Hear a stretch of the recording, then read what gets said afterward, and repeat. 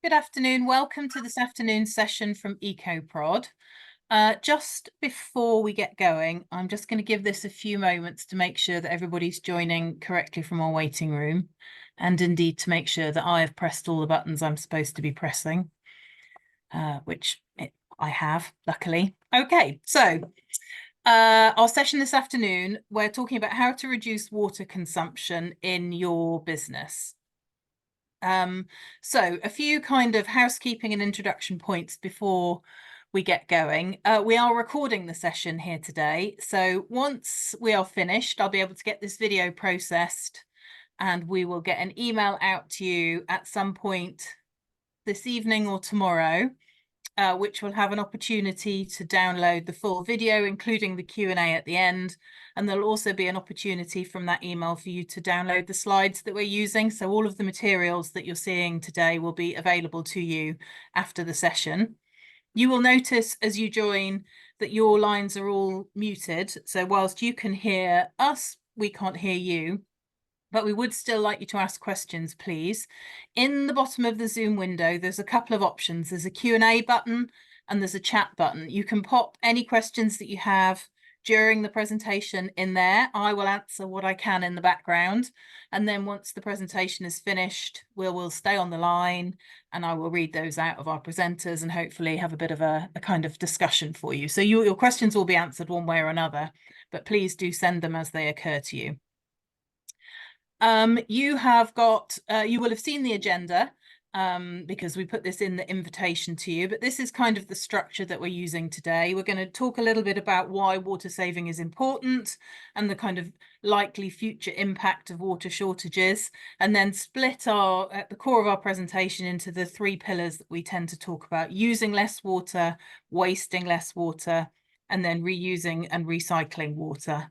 And then we'll finish off a little bit with talking about water management strategies, why they are important and where to start with developing one, and then how we can help you use less water holistically across your organization.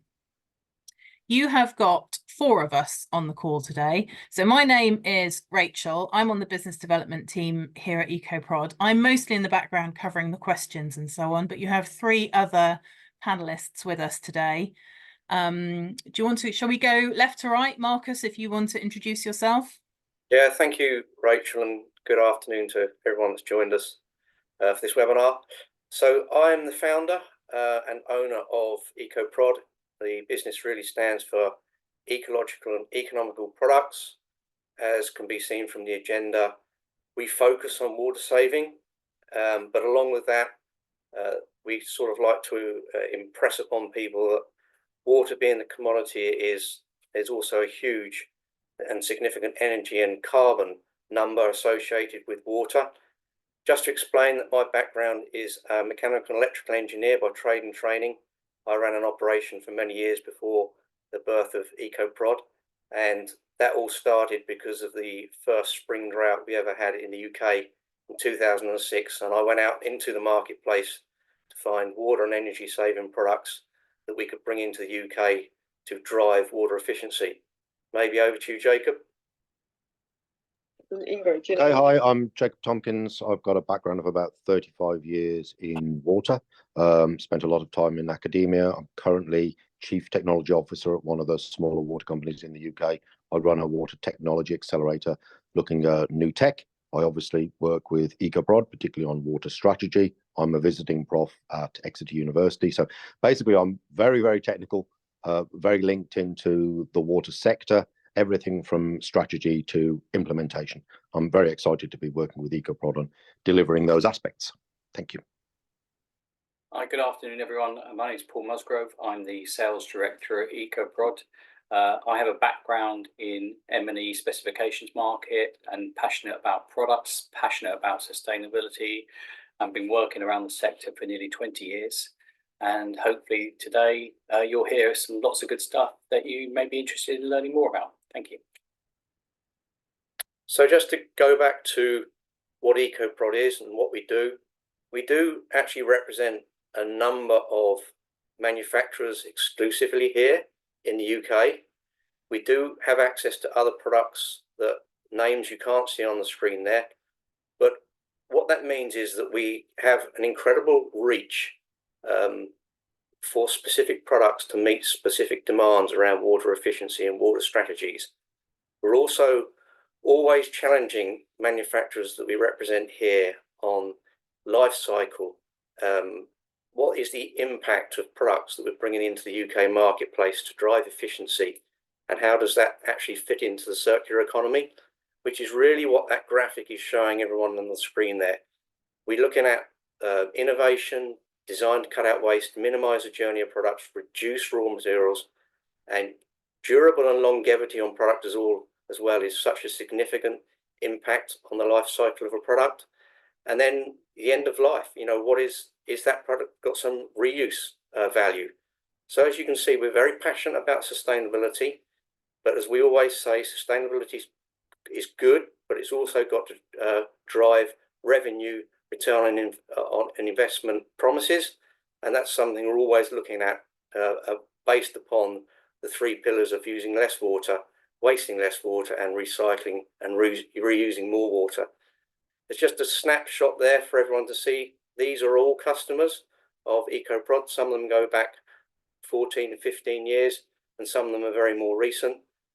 Persons that have joined us on their journey, whereby we're helping them maybe with product, some with specific water reuse or reuse schemes, and others on a complete site-wide water strategy and water management program that they've joined the program with us on.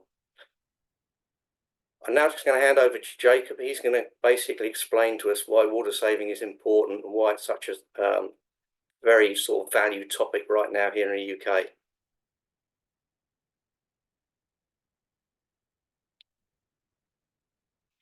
You there, Jacob?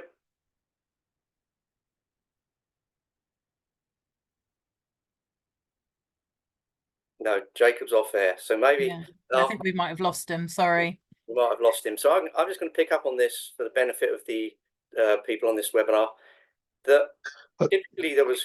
There's Jacob now. Look. Sorry, I missed that part. Do you want to fire away on why water saving is important? Yeah, okay. So within the UK, globally at the moment, there's a water crisis. It's a slow-moving water crisis, but we're seeing water shortages, floods everywhere. Within the UK, we will see an increase in water prices. We're going to probably see a 50% increase at least within the next few years. We're going to see large-scale water shortages. The water companies have already said that there will be no water for new developments in their area. We've got water neutrality in some areas. Sewerage is an increasing issue. You can see that water is on the news more. So prices will rise, scarcity will increase, and reputation will be key. So yes, it's an absolutely important issue, and there is a slow-moving water crisis, but it will just get worse. However, there are things you can do about it.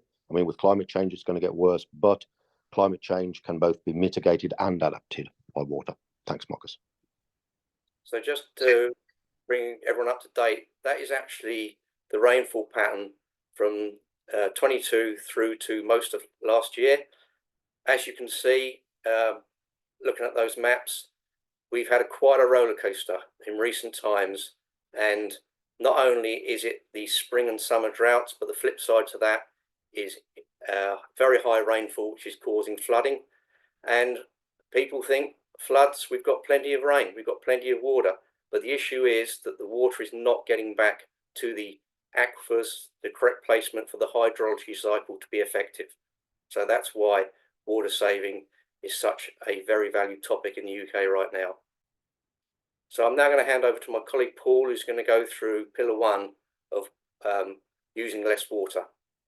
Yeah, thanks, Marcus. I'm going to talk about solutions rather than products. Products are what we supply, solutions are what we deliver. And I believe it's solutions that customers really need to understand. So we look at waterless urinals and toilets and what we can achieve. So to cut the myth of waterless urinals straight away, waterless urinals are amongst the most hygienic product delivered into washrooms as a really good solution. As you see on the screen there, it saves on average 100,000 litres of water per year. Along with that, 17.5 kilos of CO2. So it's quite a good solution. It's simple to install, picking up installation models that you already have in your buildings. The transition is really quick. The training we provide to look after the products is simple and easy. Carbon neutral delivery as well from the urinals out of the factory, and end of life a recycling ability. So waterless urinals are a great solution for any building. I'd actually say that I don't understand the principles of anyone installing traditional urinals these days when this alternative is available. Toilets. I'm always interested in the toilet side of things because we all have such a mix of different things on toilet, but leaking toilets, you might not recognize it, but at the back of a toilet, you might start to see, if you look closely, a constant movement of water leaking down the back of the pan. And again, whether you're trying to reduce water in urinals or actually identifying leaks in toilets, there's an awful lot you can do to reduce and mitigate how much we are wasting without even having the benefit of fresh water, just by a constant flow going down the waste. I've always got this issue also with toilet and flushes. And from my point of view, we, for the last 10-15 years, have been taken down the route by designers of considering dual flushes as being the total solution for toilets. And over the years, I've seen cisterns that are 13 litres, 9 litres, and more latterly 6 and 4 litres on split supply on flush, and 4 and 3 litres. And some, I believe, are now going down to as low as 2 litres. In actual fact, the most important part of delivering on toilets is actually considering each project one by one as a bespoke solution, and considering how much time, how much water you need to clear your soil pipe, because that's the effective part of a flush you want. And should we ask the question, is a single flush the more suitable application on some sites? Water saving taps. In my experience over the years, we all come across lever taps, crosshead taps, and non-concussive taps. We've probably all seen sensor taps installed that don't always work. So it's important that if you're looking at a sensor tap delivery, that you actually try and make sure you buy something that's a quality piece, built well, with really good support around the product, so it does the job it's expected to do. What's the benefit of a sensor tap? First of all, you get immediate switch on, immediate switch off, as and when you want it. So it's a low energy use, and it can save, I would say on average, a minimum of 50%, but in many cases up to 70% water across your entire estate. Now, if you've got 1 or 2 taps, it doesn't sound like a lot of water, but if you go into a university and multiply the number of taps in all the different public areas, it's quite a significant amount of water. You can also set up a process to avoid stagnation with regular hygiene flush. And again, a bespoke guide to every building needs to be explored to look at improved water management. The average hand rinse in the UK at the moment is around 7 seconds. So we also need to consider whether even a cold only tap should be considered for that application. By the time you draw water for 7 seconds to do a hand rinse, your boiler's kicking in, but the hot water probably never makes it to the point of use. So maybe consider cold water supply or localized point of use water taps, which again can be combined with sensor tap materials. So you can have a really good model, a very low flow rate, starting from about 1.9 litres a minute, small hand rinse, nice and short, and better improved hygienic water supplies. The same is pretty typical of the showers. We provide thermostatic mixing valves, but with electronic start-stop, which can also be set up to be timed out, if that's something that through education we can actually get people to work with. Low flow rates on showers as well, to save up to 40% water. A typical shower in the UK will typically have about 10 litres per minute water. If you go to some upmarket hotels and that sort of environment, you can get up to 20-25 litres per minute, where we can actually deliver a shower, an effective shower, a good shower, from about 5.7 litres a minute. So reducing flow into showers is key to making savings. It's key to actually reducing your energy costs. The other part of that is the length of the shower. Can we help educate people to spend less time in the shower? And as a quick example, if you've got a shower and you're running it for at 12 litres a minute for 5 minutes, that's 70 litres of water. If you then change that over to a low flow of 6 litres and reduce your showering time to 3 minutes instead of 5, you're going to use 18 litres, so 75% water saving. So a lot of the conversation we're having today is about great solutions, but also a rethink on the way we actually use products. Just on that point as well, Paul, I'll just add that with taps and showers, it's not only the water usage, but it's the non-delivery of hot water. We've got some very significant energy saving numbers for clients that have reduced their hot water delivery, and the carbon saving associated with that is very significant. So it's always good just to look at all the numbers together. Yeah, I think you're right. Moving into the kitchen, and again, there's things that we can do in the kitchen to reduce flows. Again, a typical kitchen tap would deliver between 12 and 15 litres of water. It was presumed it needed that much water to create the bubbles with the detergent to actually make the washing up process easy. But effectively, even with something as low as 8 litres a minute, you can get a good kitchen tap, which can actually be combined with a sensor product, so that you've got both lever and sensor as a hybrid product, so that when you're actually using the kitchen around food, chicken, fish, etc., you might use the sensor just to give your hands a rinse, and then go back to lever for filling up your washing up bowl, which I think is a very important point. A washing up bowl will typically hold about 8 litres of water for doing your washing up. If you're a person at home or in a business that is using a kitchen tap and running the tap continuously, as we've seen in many, many buildings, where you might be at the sink for 5, 10, 15 minutes with the tap running at a high literage rate, you're using an awful lot of water, a lot of energy to keep that water hot. So let's think about moving across to actually consider filling up a bowl rather than anything else. While we're in the kitchen as well, we would also like to introduce the opportunity for low flow washing machines using new technology from Xerostech, where we can actually provide washing machines which are using effectively less than 50% water of a traditional washing machine, 50% energy reduction, and 50% detergent reduction as well.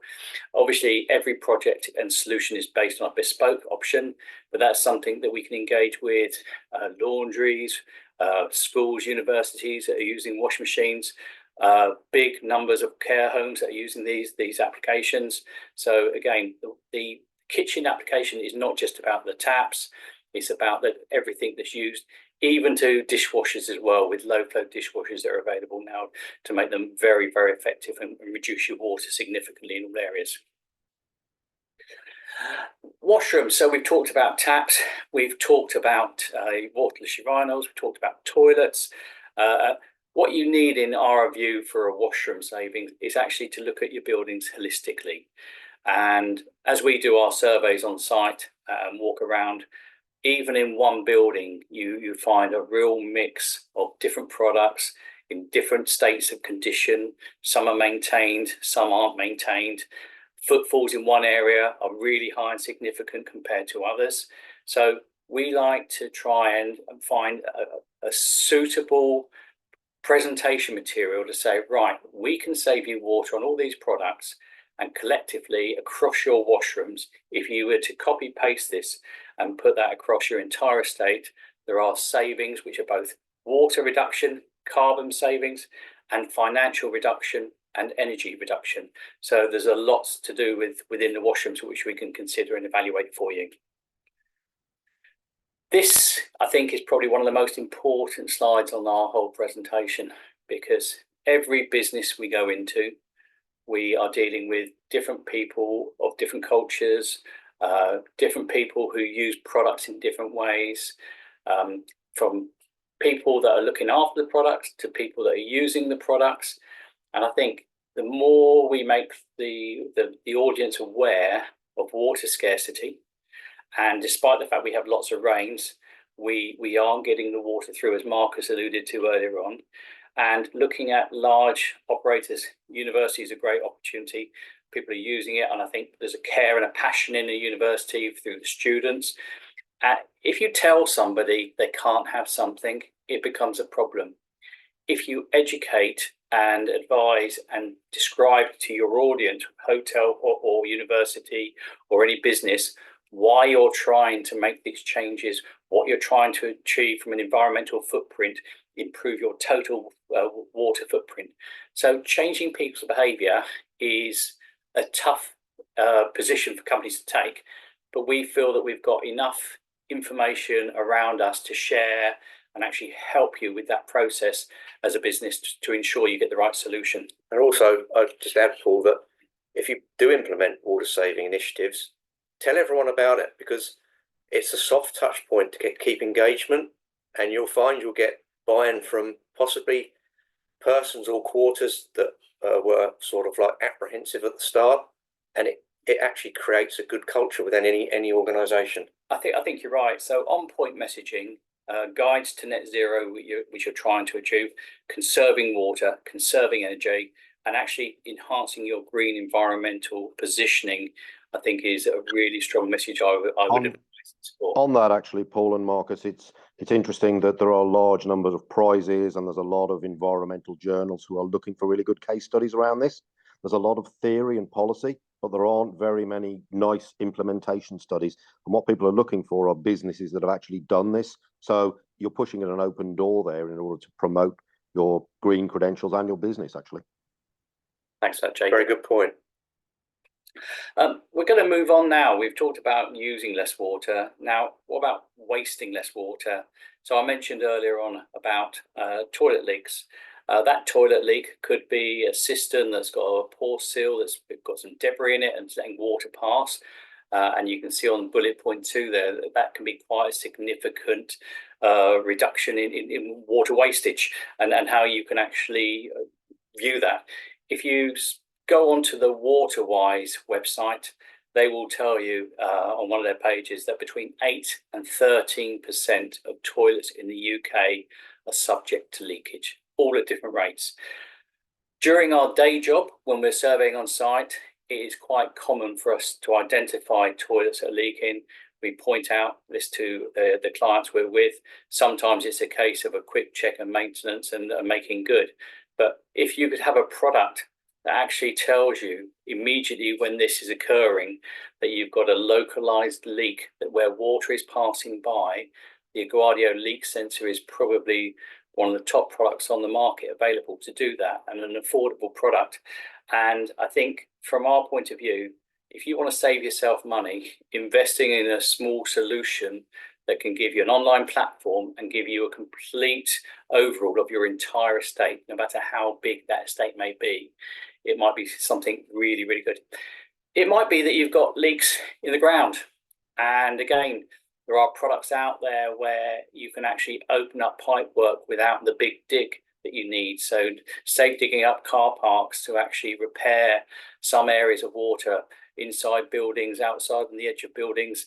There is products there to reduce leaking and actually make yourself a bit smarter. Actually, we get clients come to us or prospects come to us and say they want to implement some sort of water reuse or water strategy, but be that rainwater harvesting or something similar. And actually we find that if they do these quick wins first, like low flow products, and make sure their leak detection is on top form, they've actually achieved what their criteria was at the outset to actually generate water efficiency throughout. I think it also shows, Marcus, that it can demonstrate very quickly there's a return on investment that can then help you convince the boardroom that you should do these other larger projects as well.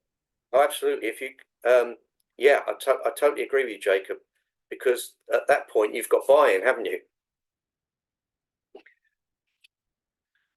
I hate to repeat myself, but at the end of the day, this also comes back to changing behaviour. So take a typical shower.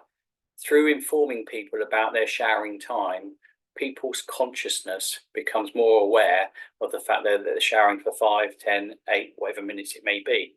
If you talk to people, educate them and make them realise, I know a fact from my son, he turns the shower on for 2 or 3 minutes before he even gets in there. So changing little habits like that can make a big difference. Using posters and stickers to advise people, and trying to get that flow time shorter, get that flow rate shorter. And again, I come back, it's education, be positive and effective to change the culture of how we consider water, and the reasons why we're trying to do that, to make sure that the UK has enough water for the population going forward, for both business and domestic, is really, really important. We at EcoProd can help with that messaging and make that really, really clear. But that last point there about posters with details on how to report leaking taps, it's very essential within large organisations, and make it easy to report to a facilities manager's help desk. Absolutely. I think that also falls into the pattern of how we dealt with towels in hotels and motels and guest houses over the last 10, 15 years, where you'll see a message up there telling your audience, telling your visitors that if you want to use the towel for another day or two, it's going to save water, it's going to save detergent, save energy, and a positive message. That is probably the perfect explanation of the change of behaviour that we're trying to get across the full remit of water across every building. Water management systems. There are many out there now which we can supply, work, design to actually understand how water moves in a building. The simplicity of a water management system is that you want water in your building, you want to know where it's being used, when it's being used, and if it's not being used, which is probably as important, so that you can actually implement a plan of non-stagnation of water, look at your hygiene, look at your ACOP, your approved code of practice of how you've got to look after water. All of that is possible through a water management system where we can actually look and be intelligent and use the ability to stop water escaping, shut systems down, and have 24/7 monitoring on the system, so you know exactly what's actually happening across your board, especially remotely, especially in areas of closed down buildings over weekends, or if it's a school in holiday times, which there are many, just to stop damage, supported by insurance companies as well, where you may get reductions off your premiums for taking effective control of escaping water in your system as well. But escaping water is one thing, but management of a water is also really important. Move on the next slide, Marcus. So we've got a system to manage escaping water, and then we've got a system to look at managing complete installations, so that you actually tick the boxes on hygienic flushes, on thermal flushes, to keep your building, keep your water moving, keep the products up to the optimum performance where they could be, but also to have a backup, so that if something goes wrong in the system, you get notifications that something hasn't happened, and tasks. This system can provide complete management reports, and again, at the end of the day, what we must try and do is set up a routine for hygiene, and building managing teams, engineers, estates managers will actually know their building. This is an enhancement to their knowledge, and when it comes to it, this can be a real-time labour finance saving application. I know we've got a school in Bristol which has got a management system in there which has helped them remove Legionella from their entire estate, which is quite a significantly large school, by networking 4 systems together to actually give a complete management which is possible to be accessed remotely and managed through the whole of the COVID period. And the school was able to open again immediately upon notification without having to go back in and do safeguarding. It was all ready for the marketplace again. And we could also offer a simple app combination. If you can't go down the route of actually looking at a full water management system, what you can have is products that can be connected to an app on your phone to do small hygiene systems, do flushing, do maintenance, look at how much water is being consumed. So again, there's many options for different budgets in the marketplace. And again, the technology is moving on a real high speed, and we've got solutions to help. Having regular maintenance is absolutely key. Whether you're looking at taps, showers, toilets, it's really important. There is a responsibility on building operators to provide a hygienic waterway. That is controlled by the Health and Safety Executive. And clients in there have many problems, because if you take, for instance, a large building with multiple floors, you can have an awful lot of problems with water taps not being used frequently, taps that are leaking, toilets that are leaking. Going to those taps and spending a small amount of time with them and actually checking seals, flow controls, cleaning products out, maintain them on a regular basis, will keep your waterways clean. It will allow you to actually make sure you have good installation from the start, a training program to actually understand the products that you're actually working with, and ensure that your waterways are hygienic and ready to go, and clients and customers are all safeguarded and protected. And again, getting equipment professionally installed, it sounds very simple, but it's really, really important to make sure that you get the right people installing the right things, and that the right products are commissioned correctly. The amount of products we see installed that never get commissioned, and they're either, you've got a product with a high temperature or a product that doesn't flush when you expect it to, because no one's taken the time to actually work with it. With our products that we supply as our solutions, we will always work with customers to set up parameters in accordance with their building. They're the experts on their building. We happen to know a little bit about water. Right, we're going to pass across to Jacob now to pick up the third side of our. Are you there, Jacob? Hi, yep. Can you hear me? Yes, yeah. Yeah, okay. Okay, so integrated water management. So it sounds fancy, but it's basically looking holistically at all of your water. So where does water come from? How do you use it? Where does it go? How does it fit within the catchment or the groundwater you're within?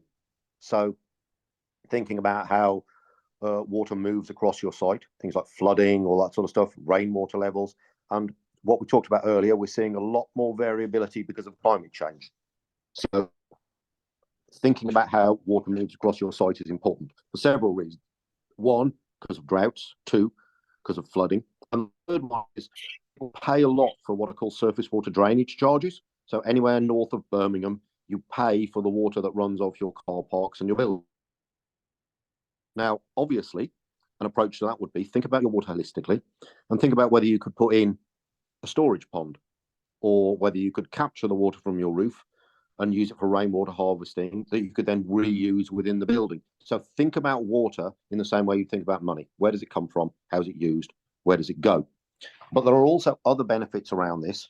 So if you look at the reuse of rainwater, as I say, you can reuse it within the building. You can also reduce your drainage charges.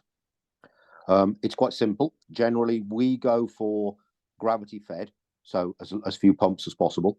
We tend to also look at systems. You can have systems that supply water inside, so washing machines, toilet flushing. We tend to go for rainwater harvesting effectively as a very large water butt. So if you're doing irrigation, if you're doing outdoor water use, just catch the water off your roof. You can go for a rainwater system reasonably cheaply, either above ground or below ground. There are sometimes planning permission issues, but it's a fairly simple way of reducing your environmental impact and saving. And they can be up to 15 years, but generally you can get them down to about 5 years. But if you then start to take in surface water drainage, you can get that return on investment down to less than a year. Smart rainwater harvesting. So this is where it becomes very interesting, because it talks about flood management here. So there are lots and lots of pots of money to do with water and to do with biodiversity across the country. So we're talking to people like golf courses, councils, about whether they could put in either attenuation tanks, so large rainwater tanks, or they could put in ponds or wetlands. What this does is slows down the flow of water. So water gets into the rivers less quickly, which means the rivers don't rise as much, which means there's less flooding. This is called flood attenuation. At the same time, if you put in a pond or wetland, you've created biodiversity net gain. You've probably heard about this in terms of developers having to offset their biodiversity losses associated with building a new development. Well, what businesses can do is sell a pond. You can reuse the water. You can possibly get flood credits for that. You can get biodiversity net gain credits. And also some water companies like Wessex Water are paying developers to put in water efficient equipment or put in ponds, and they're giving them what's called nutrient neutrality credits. So there are some catchments in the coast where you cannot increase the load of nutrients going into a river, mainly in terms of nitrate and phosphorus. So all of these things are starting to link together. So when people come to us and say, we want rainwater harvesting, what we say to them is, hang on a minute, what do you actually want? Have you looked at your whole site? What about reusing stormwater? So it might not just be normal rainwater, it might actually be storm surges. And what some water companies are doing at the moment is putting in intelligent water butts. And we can look at this as well. It's basically a water butt that's linked to the Met Office, so it knows when there's a large rainfall event coming, empties itself in, and then acts as a reservoir that takes the peak off that hydrograph, as we call it, hydrograph being a water flow, a chunk of water coming in one go. So by using rainwater harvesting, clever planting, wetlands, ponds, reservoirs, stormwater, that flow, and you can tick lots and lots of boxes all at the same time. Now, obviously, the next bit is, do you want to go the next step, reusing grey water? So in a simple domestic home or in a hotel room or in a student accommodation, about a third of the water from mains and about a third of the water is used for toilet flushing. So the obvious thing is take the water from the shower, which you only use for a few seconds, and use it to flush the toilet. And that's basically the principle of grey water. There are several ways you can do this. You could do this at a large scale within a building block, and we can do that at EcoProd, or you could do it on a single household basis. There are lots of issues around making sure that it's UV treated, making sure that it's not stored for more than 48 hours and it flushes away. And there's a new law that's just come in France that says it can only be stored for 48 hours. So I think the thing with grey water recycling is make sure you work with a company who understands the legislation as it currently is and as it's likely to be, because there's about to be a change in the UK as well. Make sure that your amount of grey water you generate matches the amount you use. Because if you're in a business where, let's say you've got a small shop and there is no shower, but there's a toilet, well, there's no point in having grey water. Or if you shower a lot, but there aren't that many people in the house, then it doesn't work. So you've got to make sure your grey water demand and use actually balance. The next bit to look at is landscaping. Now, this touches on what we talked about earlier about stormwater attenuation and that sort of stuff. But there are lots of things around landscaping for businesses. And you see this on business parks, you see it in office blocks. So think about your outdoor water use. It could be your planting, maybe it's being irrigated or not, and think about the type of planting you use. You could be using xeriscaping, so dry landscaping, so using more Mediterranean plants, using more gravels that reduces evaporation, but also can attenuate storms. So think about that. But at the same time, if you are doing that, make sure that it's appropriate for UK biodiversity and right for the type of species. You can also look at different types of grass fescue. So get quite complex here, but there are certain types of grass that are hard wearing. There are certain types that have a better aesthetic look. So think about you using the landscape around your offices. Also think about your drainage charges, as I've said before, and think about water features. So now what we're seeing is businesses moving away from large fountains, which have a fairly high evaporative loss, to trickle features, or integrating their surface water runoff into a water feature. So rather than having a big fountain, you have a bubbling brook that effectively takes water off your site, but runs it through some stones and then attenuates it through French drains and soaks away, which has a function, but is also good looking. So very, very useful there, and may, as we said before, have biodiversity net gain. Right, now, all of that said, the importance of having a water management strategy, all of those things I've just talked about ought to fit into an overarching water management strategy. What's a water management strategy? Well, it's a water management strategy. If you think about water in the same way you just think about money, you can't go wrong. So basically, water in, where does your water come from? Is it rainwater? Is it water out the tap, mains water? Is it borehole water? Is it abstracted? Is it recycled? How is it used? You're using it for processes, you're just using it for flushing toilets. Actually consumed. So if you're a plant nursery, a lot of the water that comes in is actually consumed within the plants. And where does the water go? So does it go to sewer? Are you discharging it to land? How does it run off? And some of that, say you're washing a fleet of vehicles, so you've got a lot of warm, soapy water, you could reuse that, what's called industrial symbiosis. You could sell that to a business near to you who actually needs water of that grade for washing as well. So there are a lot of these first wash, last wash options. So by understanding water and by appointing a champion or actually looking at it like this, you can get a better understanding of where your costs are and where you could make savings and where you could actually generate money through the way you manage water. Next slide, please. Okay, benefits. So as I said before, complying with regulations. So make sure that you're not polluting. Also, quite often, and this touches on what Paul was saying earlier, water companies, and people don't know this, have the power to intervene if you're wasting water. So when Paul was talking about escape of water or management of water, if you don't manage your water properly, a water company can serve a notice, come in and do the works for you at an exorbitant rate and say, basically, we're going to fix your leaks. Also, if there are what are called non-essential use bans, what people generally call a hosepipe ban, if you have data on your water use and you understand you're much less likely to be high up on the list to have your water cut off. Same with abstractions from boreholes. If you can show the Environment Agency what you're using the water for, how you're using it, when you're using it, and keep the right records, much more likely to be able to keep your license. So obviously that all reduces costs. There's also, as Marcus said, a link between water and carbon. So water is heavy. It's very difficult to heat. It's 8 times more difficult to heat a ton of water than it is to heat a ton of concrete. Very high specific heat capacity. There are environmental benefits of having a water management strategy, like we talked about the runoff things. It's great for your brand and your customers, as Marcus mentioned earlier. And it's quite good for making decisions on water. So quite often we have people come to us and say, we want a rainwater harvesting system. Well, actually, if they had a formal management strategy, they maybe would look at some smaller things first. So no, maybe you need some waterless urinals. Maybe you need to fix the leaking taps. But you can't make those financial decisions without. It's like making a financial decision about buying a new piece of equipment without actually doing your accounts. So you don't know how much money you've got. What are the elements of a water strategy? Well, we've sort of talked about this before. Where does the water come from? Where does it go? What's it used for? How much does it cost?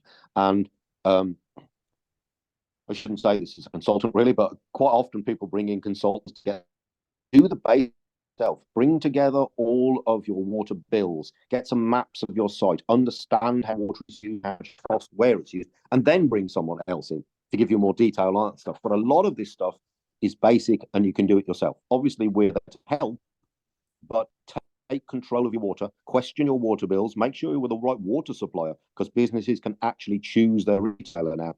Make sure your bills are right. We quite often see people where they are paying the wrong non-return to sewer. So basically, there's an assumption that 100% of the water that comes into your business goes down the sewer, and you pay for that. But actually, as I said, if you're a plant nursery and it's being absorbed by plants, then, it's only like 5%. Likewise, football clubs, a lot of it's used for watering the pitch, but you're paying for that to go down the sewer when it isn't actually doing that. And that could save you tens of thousands on your water bill just with one application. Very, very simple. So water management strategy is essential. Yes, obviously, EcoProd love to help fit products. We love to sell things, but we'd rather do that within the context of a water management strategy that makes it easier for us and benefits your business. I think I've stressed water management strategies enough. How to develop a water management strategy. Okay, you come with consultants who can do this sort of stuff. But as I say, get your basic stuff together first. Maps of your sites, find out where your water meters are, find out where your sub water meters are, look at your bills, try and understand what you're paying, think about where your water use is, and then you can get onto more complex things like benchmarking. So let's say you've got 2 or 3 sites all doing the same thing. Hang on a minute, one of them has a water bill that's 3 times the value of the others. Why? Now, it could be because you've got to normalize it. How many people are on site, what's your unit of production on those sites. But that sort of benchmarking is important. And that all involves getting the basic data. So the first thing to do is pull together some basic data.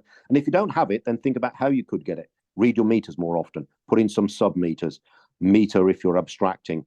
Talk to your competitors or look at the benchmarking within your area. We recently did we're looking at some stuff in the car industry. Interesting that the benchmark for production of a car is about 3.5 cubic meters per car, and that's dropped down from about 50 cubic meters about 20 or 30 years ago. So that benchmarking is essential. How is your business doing against other businesses? And any sector can do that, and it depends on number of allowable lettable area, units of production, all those sorts of things. So the other thing as well with a water management strategy is think about how you're going to maintain it. Think about how you're going to constantly update it. And I would say appoint a champion within the business who thinks about water, and also put a regular slot on the boardroom. As we always say, take it from the washroom to the boardroom and back again. So make sure that this is discussed by the board. It doesn't have to be every single time, but it needs to be an agenda item, because water is going to become more and more important and touches across loads of other areas of your business. Sorry, that's a lot of talking. I think that summarizes water management strategy. Oh, well, just talked about this. How do you track that it's working? Well, set some goals and objectives, make sure you gather data, make sure that you update the strategy, talk to other people in your sector, publicize what you're doing so people can see what you're doing and they can either criticize it or praise it or copy it, and make sure that you have a champion. They're the things. I mean, again, it's not that difficult. It's just about thinking about water on a regular basis. So you can't just write a water management plan and stick it on the shelf. It has to be an active plan that constantly reviews your water use, because climate change means that droughts and floods are increasing, and the way that water is being used, how much water costs, where water comes from, where it goes to, how it's polluted, that's all changing all the time. You see it on the news constantly, and you need to be one step ahead of that, and that's what the water management plan does. Next slide, please. Other resources. Okay, thank you. Yep. Thank you very much. So we do have some other resources available to you. There's a couple of white papers on our website, the Green Washroom Guide here, but also a kind of guide to water savings in your business. The links are here, and when you get the slides through, these will be clickable links and available to you. You can click through and download them. If you would like to talk about your particular site and what you have in place or what you could have in place, drop me a line and I will see if I can arrange a call with one of our experts for you. So I have a couple of questions that have come in. Please do send others. Use the Q&A or the chat button below. This, I don't know who wants to take this one, but is there grant funding available for these kind of implementations? Okay. The answer is yes, but it depends on where you are. So I think the last time we did this, Marcus, we said no, but things have moved. As we said, things are moving all the time. Things have moved very, very quickly. We just secured, I think, about £40,000 in total for a couple of businesses from Southern Water for water efficiency. We're just doing some work with some golf courses in the Severn Trents area. Less money, but still quite substantial. It depends on the water company and it depends on the time. So 6 months ago, there were grants available in Cornwall. They then ended. And then a month later, they were available across the whole of South West Waters area, apart from East Devon. So it's quite complex. And the ideal thing is come to us and ask us, and we'll see whether we can do that. Ideally, what we like to do is cost the business in the first place, and then see whether we can basically give you a bonus by getting you some of the money back. However, some of these grants can be, I mean, we had one where it was 100%. So there are some quite substantial grants available, but it is variable depending on geography and time. So the answer is talk to us. And really, a lot of these things have really fairly reasonable payback anyway. So they make economic sense. And the grant is just the icing on the top of the cake. Do you think there'll be any central government grants like have been put in place for energy savings? That's me again. Yes. So Ofwat, who are the financial regulator of the water industry, are just about to launch, I think next year, this has been, it's a movable feast, £100 million grant for water efficiency, plus a £300 million grant for smart metering. Now, the issue is who's going to deliver it? How's it going to be done? It may go through the water companies. It may be direct applications. But again, we will be all over that as soon as it opens. And there may well be some of that going on academic research rather than implementation. I mean, you know, as an ex-academic, we've done most of the academic stuff here. We just need to implement stuff. So the answer is yes, there will be very soon. Okay, thank you. There was a mention earlier of only installing cold water taps in washrooms. Isn't this contrary to ADG? Who wants to take that? No, you take it, Paul. Yeah, yeah. Cold water taps are something that you are allowed to supply. The conversation piece is that some building regulations, some environmental employment contracts insist that you supply hot water. So it is very much checking in your own business what your rules and regulations are. But I draw back to the point that I mentioned previously when I was talking. If you are washing your hands for a 7-second, which is the average hand rinse time currently that we are aware of from surveys, the chances are you're rinsing your hands in cold water anyway. So it's a very pragmatic thing.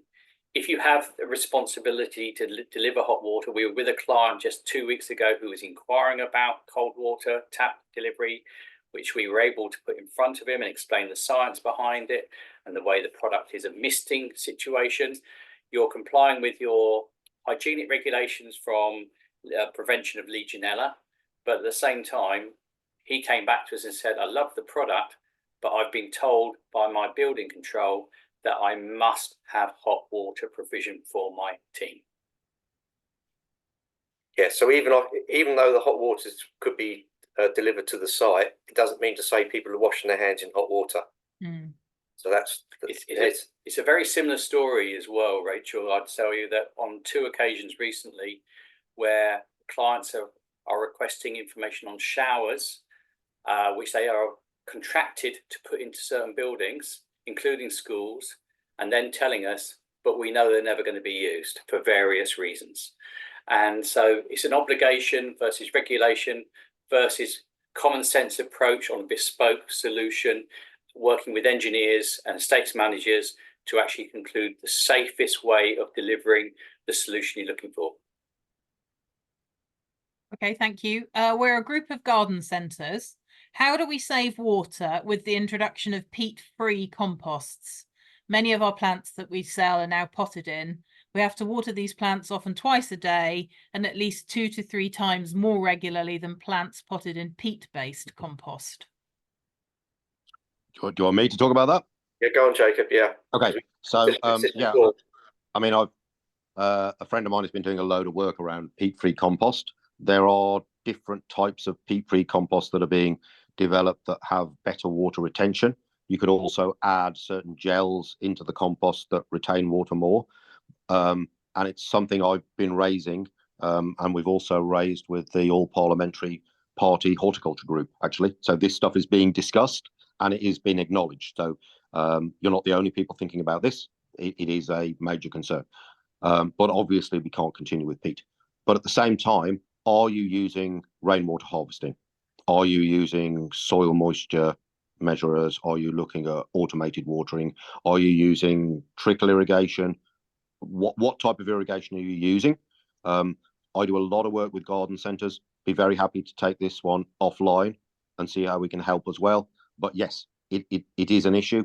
And it's something we've also been doing with large horticultural growers as well, because they have the same issue.